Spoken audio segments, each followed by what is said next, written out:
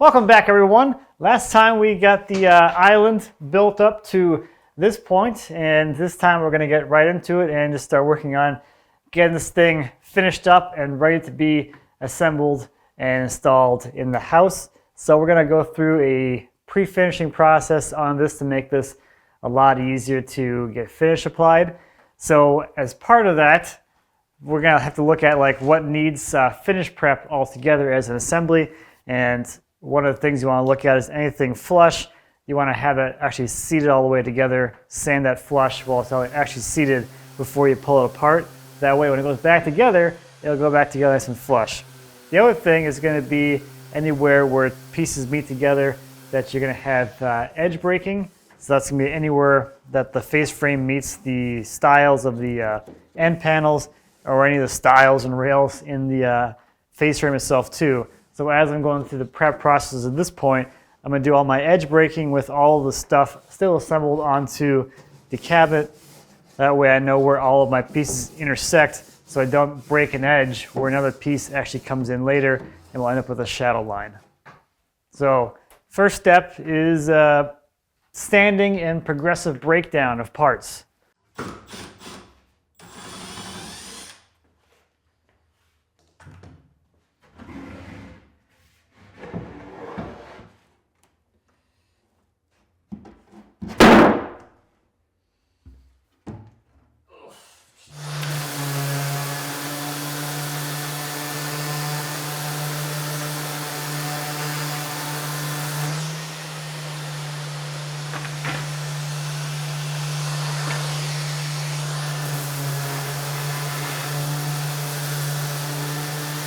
So for these face frame parts, I want to get them glued up into a unit before I go through and start breaking all the edges and set everything flush. So to do that, I could use the leg assemblies to keep everything aligned and just not glue the face frames into the leg assemblies. But I want to be able to sand these now and not have them tied up during the glue up. So I just transferred the domino layouts from my legs to these strips here. And I'll use them as placeholders to get this whole assembly glued up as a unit. Make sure it's all nice and square. It's all in alignment and everything. And then I can sort of work through the finish prep and finishing process with the face frame as its own separate unit.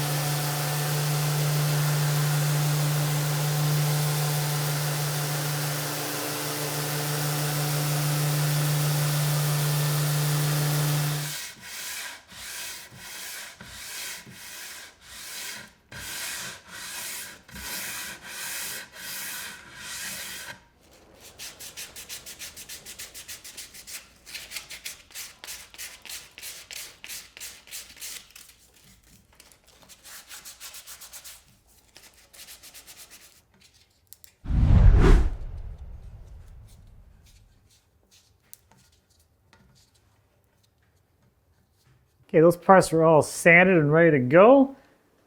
And I'm going to leave the face frame out for now. I'll set it aside and we'll sand and finish it later, because as you'll see in a second, there's going to be more than one finishing batch or whatever finishing process. So this will be in the second round of finishing stuff.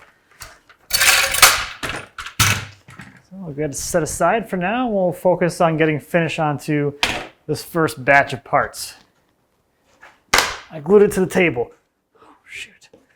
There we go. So for finishes, let's kind of run through this real quick and I'll take you along on the arduous journey of deciding what we're going to do for the finish on here. So normally with the stuff I make, I just do a clear oil, wipe and varnish finish, and that's what this looks like.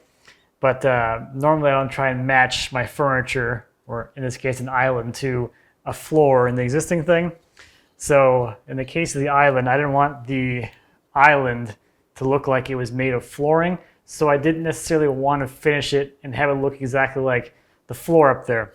I knew for sure that just doing an oil finish like this would just be too amber and too yellow for the look we're doing up there, so this wasn't really going to be an option anyway. So my first thought to make it feel or look a little different was to use the same floor sealer that I used on the flooring and just top it with a bit of what I would normally use, some armor seal, which is just a wipe and varnish, and that's what this is.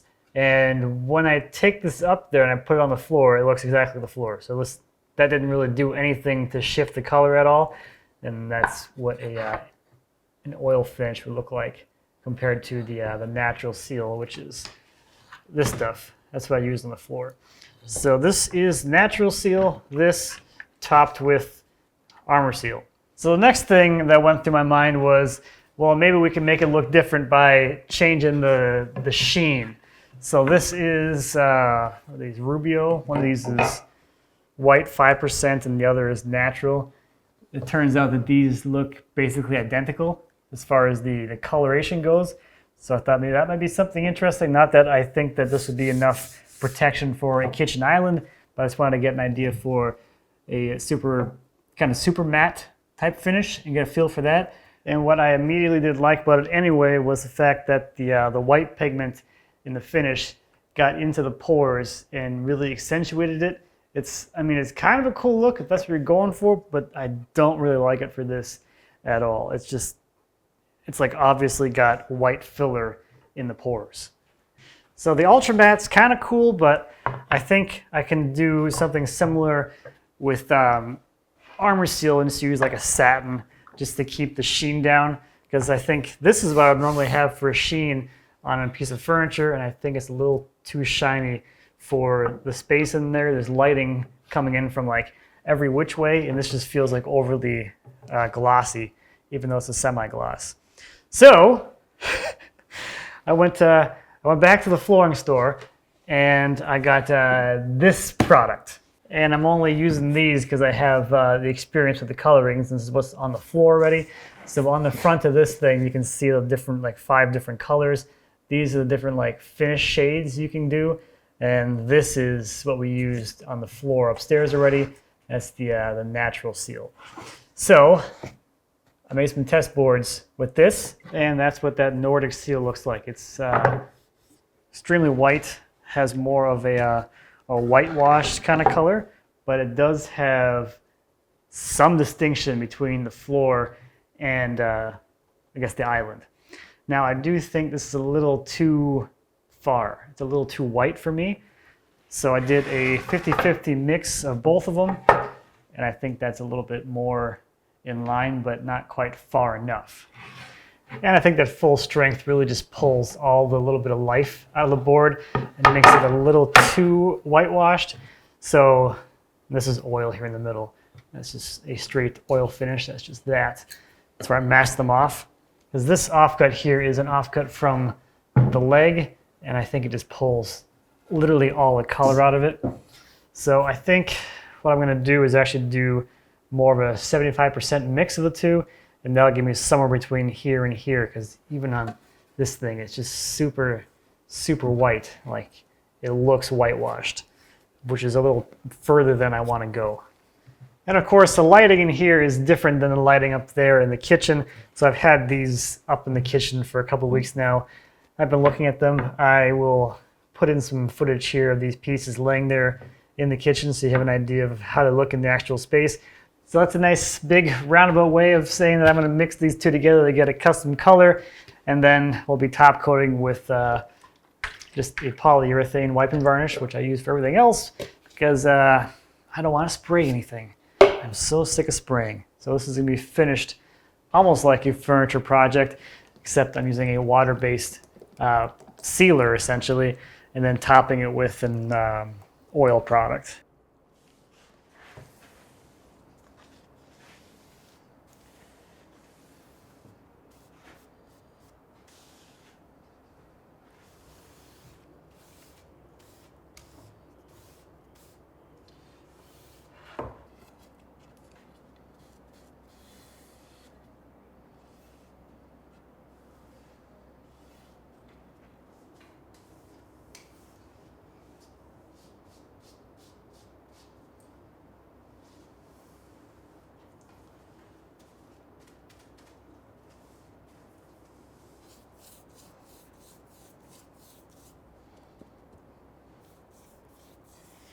Okay, just for fun, here is this one's dry already, and then this has nothing on it yet.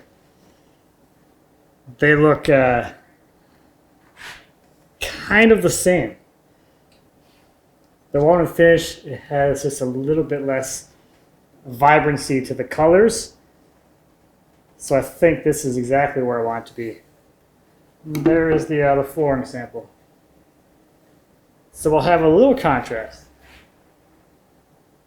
It's gonna be nice, I think.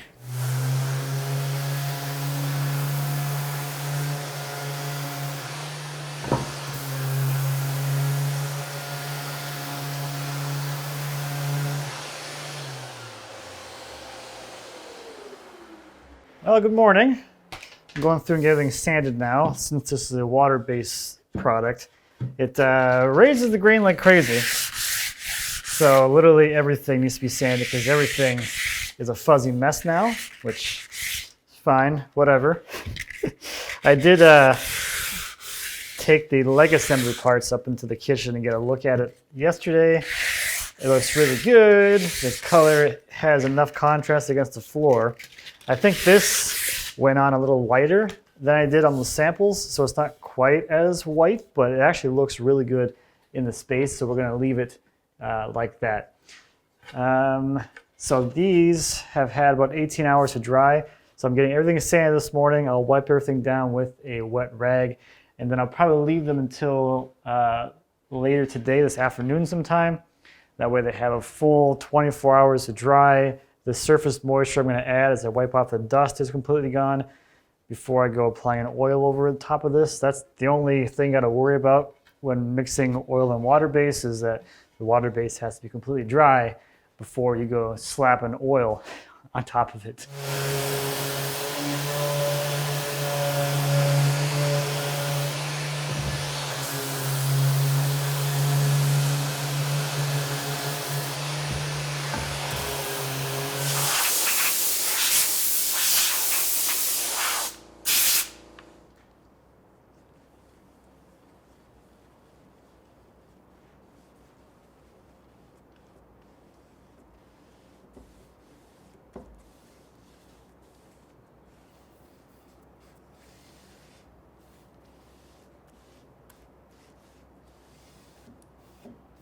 So the first coat definitely wasn't heavy enough because on the second coat I still had a fairly substantial amount of grain raised, so I didn't have enough sealer on there to completely seal everything and level everything out. So I'm happy that I went ahead and did a second coat.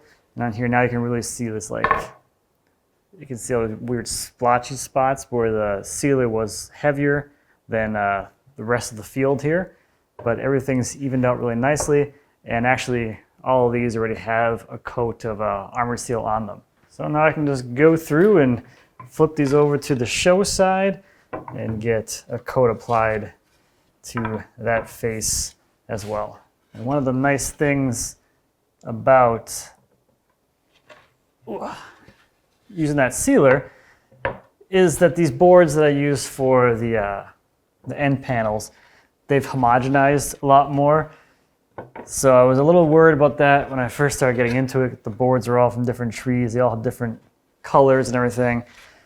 And now they're a lot more uniform. So that's a nice side effect, I guess, of using some kind of colorant or tint or toner or whatever that can make your stuff all look more uniform than they really are.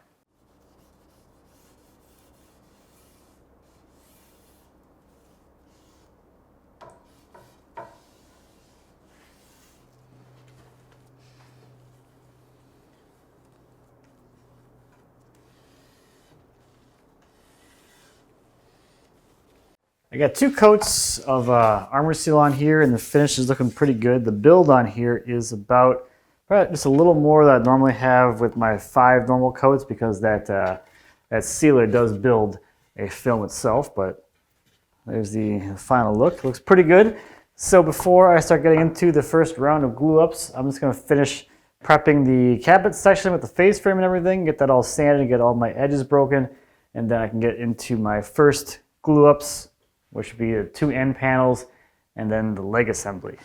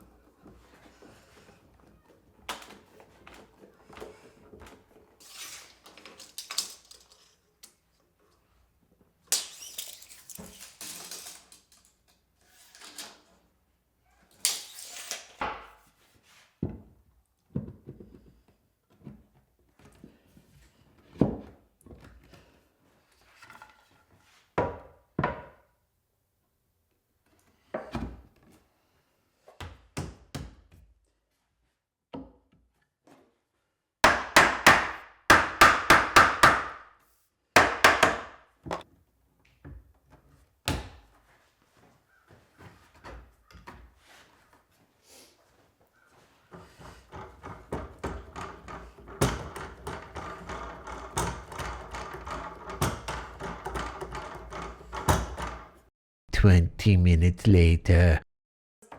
Backwards.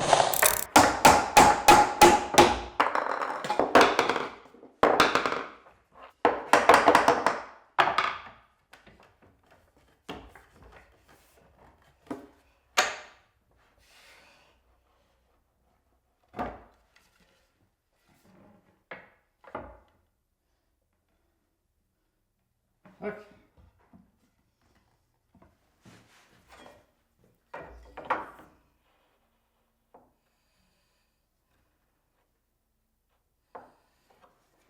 Okay.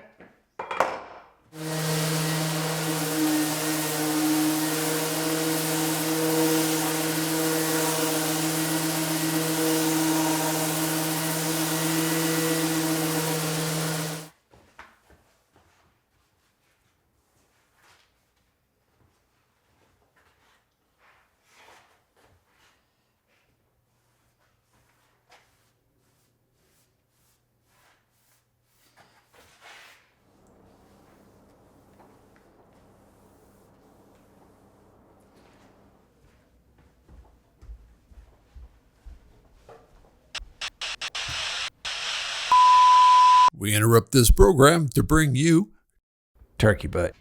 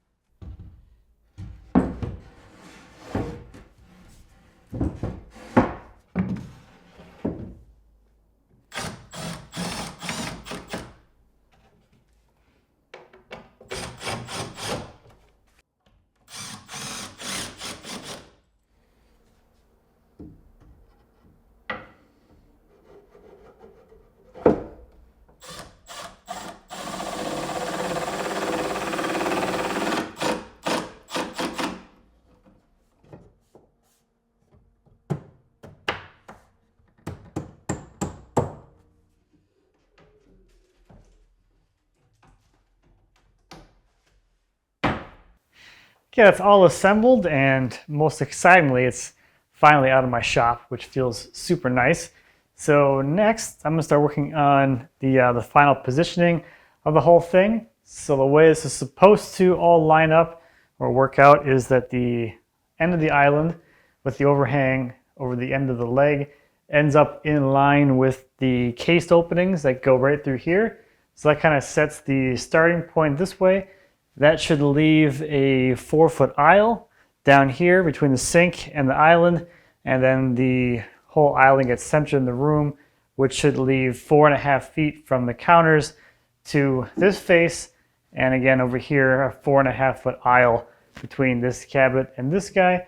So I'm going to work on getting that sort of figured out. So just for reference, here is how that all lines up. You can see the end of the island aligns with these cased openings here, so when you're looking down either way, it all kind of lines up nice and cleanly. That's going to leave that 4 feet here. That's 6 feet off the wall with our 24-inch deep cabinets, and then on either side we should have a 4.5-foot aisle there. So if I grab this thing, 4.5 feet there, and it's going to be the same thing over here. So that's how it's supposed to ideally line up. The one sort of limiting factor is going to be this supply vent in the toe kick down here. So when they came and installed this, I laid out the footprint of this cabinet, and this is kind of where they installed it. You can see it's tight all the way to the side here, which I don't really like, but I think what ended up happening is that they're up against a joist here. So it's a joist that runs this way, so they can't across that joist. So we're going to take a look and see at that, because this is actually also too far forward. I have to move the whole cabinet that way 1.5 inches still, and this is already too far forward for the toe kick to be the right size. So I have to take a look at that and see if I can move that a little bit and get a little more space there, because I really don't want my, ideally I don't want my my grill to be like all the way off on one side. I prefer it to be more centered, but I don't think I'll be able to move that ductwork that way 4 inches, but I can definitely move it that way as far as I want to.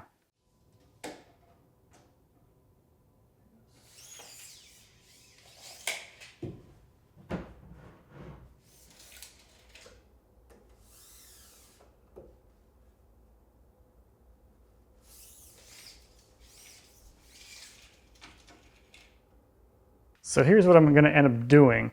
I was within about 1/2 inch of where it needed to be, and I scooted it back that way a little bit because I was looking down, and I like this look here where the floorboards are the same kind of overlap on both sides. So there's a seam right here, and the other seam is, you know, right over there. So I made those identical on either side, and that's where it's going to be. So I got to fix that return. Now that I know where it's going to be, I want to move this back so it's 4 inches off the front of the cabinet. And right now it's 1.5 inches, so it's got to go back that way. 2.5 inches. And we'll see if we can get it to go that way.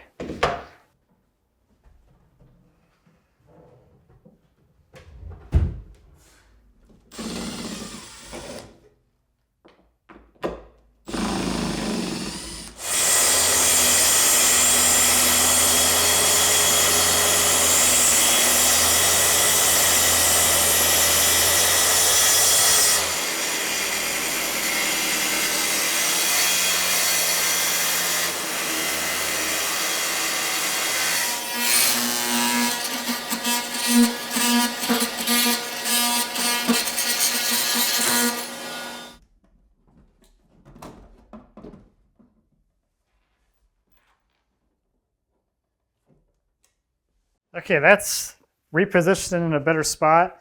I had 1.5 inches to go this way until I hit the joist, so I went ahead and took that, and I got the right distance so that when the toe kick comes on, this is just inside of that toe board just a little bit. So that's done. Back to actually working on the island. With this thing flipped up like this, I can install all these bottom side screws, and then we'll get it into its actual final position, get it leveled out, and get it scribed.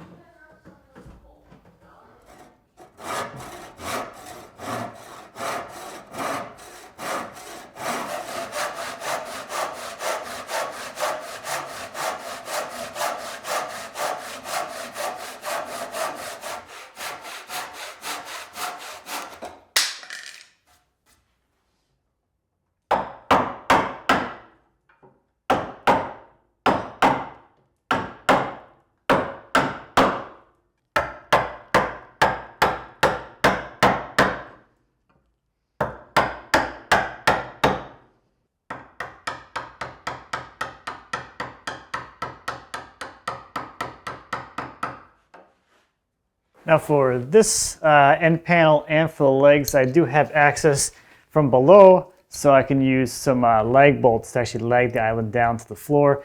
And those are going to be in oversized holes so that the floor can float underneath the island. We're essentially doing like a big tabletop here. The island is like the base of a tabletop, or the base of a table.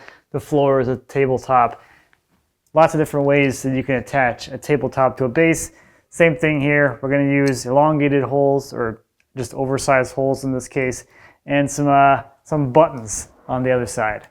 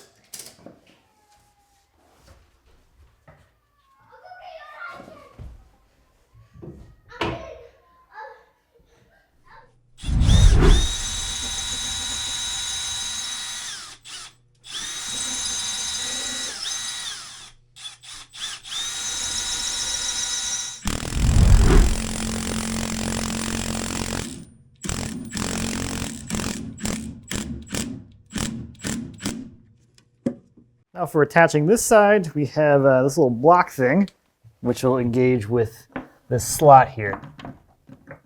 Now you can see that this block is a little bit shorter than the top of that slot there, so that when the screw comes in, this will actually clamp and pull right there and hold this thing down to the floor. And the slot allows for this whole block to move back and forth as the floor moves, and it will travel back and forth in the slot.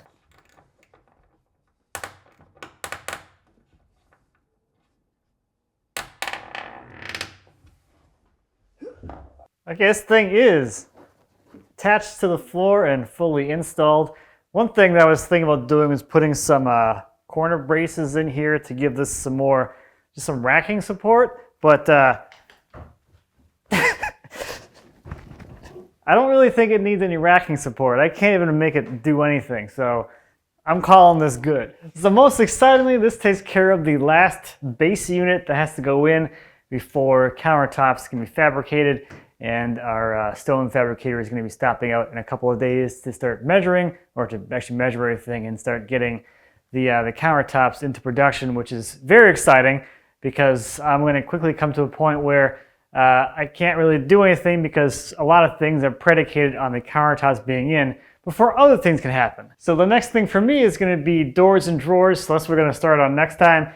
We'll make some drawers to go in some of these holes right here. So thank you as always for watching. I greatly appreciate if you have any questions on the island or anything here with the home renovation, please feel free to leave me a comment. As always, I'd be happy to answer any questions you might have. And until next time, happy woodworking. It's the island. Look at me go. That's a slick floor.